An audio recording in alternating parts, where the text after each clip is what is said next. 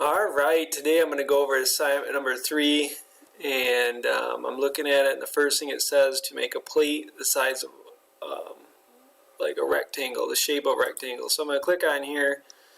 Now I'm just going to increase the width to 8, so that's more of a rectangle. Alright, so I'm opening up, I have the guidelines for the assignment on my other computer here.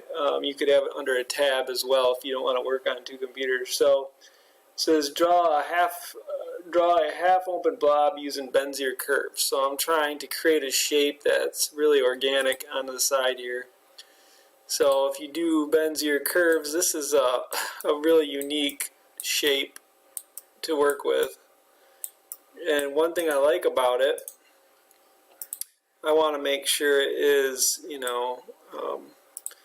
one thing I like about it is you can really distort it. So if I go draw now and I go edit points, I can manipulate this shape quite a bit, and that will really come in handy later on for some of your other drawings and different projects you work on.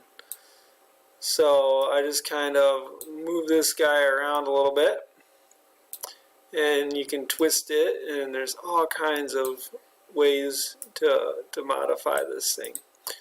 So now the next thing I ask you to do is open loops means you can't have it circle around. This one's close, but you don't want to circle all the way around. That will cause a problem. So whenever you're doing stuff like this, I'll show you what an open loop looks like. If I click in here, that would be a loop. So you don't want it to do that. That would mess you up later on in the software. Not so much for this assignment, but another one. Yeah, it will actually mess up this assignment too for the way I wanted you to do it. Alright, so the next thing it says, we're going to draw a vertical line across this. If you hit the shift button and hold it, that will automatically help you draw a straight line.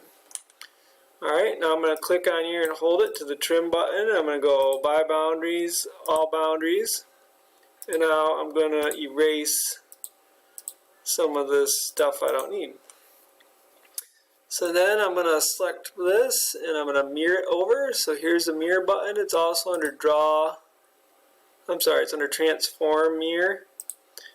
And I'm going to hit the copy box here, and then I'm going to come over here and grab the endpoint snap, and then I'm going to bring this down like so and hit apply, close, and now I'm going to merge it. So right now when we go to put a toolpath on this isn't going to work right.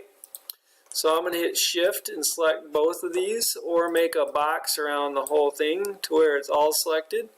I'm going to go toolpath, transform, merge. Oops, I did explode. Transform, merge, and then I hit OK.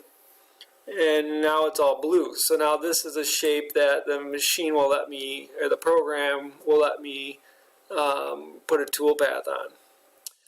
So now I could just put my name on this thing. And I can go File, Save As. So this is CAD 3, and it's a blob.